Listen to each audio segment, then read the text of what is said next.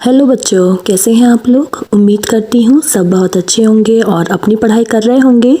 बच्चों, अभी तक हमने जो पढ़ा है वो पढ़ा है पाठ 8 जंतुओं में श्वसन। ठीक है, और कल जो हमने टॉपिक किया था वो किया था हमने इसमें निःश्वसन और निःश्वसन मतलब श्वसन होता क्या है, इसके बारे में हमने कल पढ़ा था। और आज हम पढ़ेंगे कि श्वसन दर क्या होता है। श्वसन दर होता है बच्चों जिस दर से मनुष्य 1 मिनट में सांस लेता है, मतलब 1 मिनट में वो कितनी बार सांस ले रहा है और कितनी बार सांस छोड़ रहा है, उसको बोलते हैं श्वसन दर।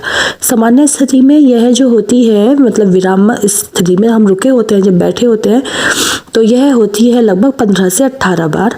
ठीक है, और अगर हम श्रम कर रहे हैं, कोई भागने वाला काम कर रहे हैं, तो उसमें लगभग हम 25 बार पर मिनट तक सांस लेते और छोड़ते हैं। ठीक है, मतलब अगर हम आराम की स्थिति में हैं तो 15 से 18 हो सकता है और श्रम की स्थिति में 25 बार हो सकता है प्रति मिनट। ठीक है, इसके अलावा इसमें एक चीज़ और है, वो है अंतःश्वसन और निःश्वसन में वायु की मात्रा को नापना श्वास मापन कहलाता है।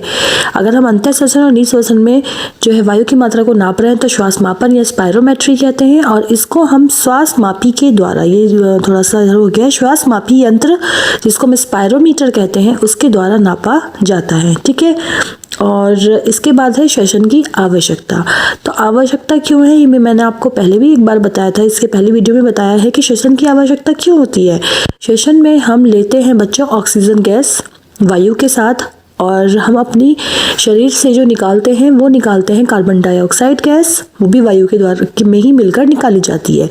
तो जो ये ऑक्सीजन होती है ये बेसिकली क्या करती है, मैंने आपको बताया था, ये बेसिकली क्या करती है, ये ऑक्सीजन हमारी कोशिकाओं में जाती है, सारे शरीर की कोशिकाओं में जाती है, और जो हमने खाना खाया था, जो हमारा भोजन है, उस भोजन को का ऑक्सीकरण करती है और उसको विखंडित कर देती है किस किस में, कार्बन डाइऑक्साइड और जल में। ठीक है, ये ग्लूकोज जो है वही भोजन है जो हमें भोजन से मिली है, ग्लूकोज।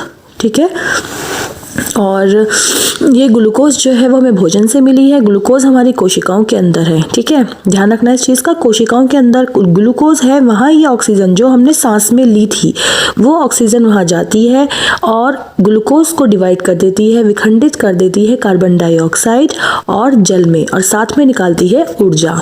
ठीक है, और यही ऊर्जा होती है जो कि हम कार्य करने के लिए प्रयोग करते हैं। अगर हम ये ऊर्जा नहीं मिलेगी, हम खाना नहीं खाएंगे या हम सांस नहीं लेंगे तो हमें ऊर्जा नहीं मिलेगी और हम कोई भी कार्य नहीं कर पाएंगे। ठीक है, इसलिए हमें श्वसन की आवश्यकता होती है, क्योंकि हमारे कोशिकाओं को, हमारे शरीर की कोशिकाओं को भोजन का विखंडन करने के लिए, ऊर्जा प्राप्त करने के लिए ऑक्सीजन की आवश्यकता होती है।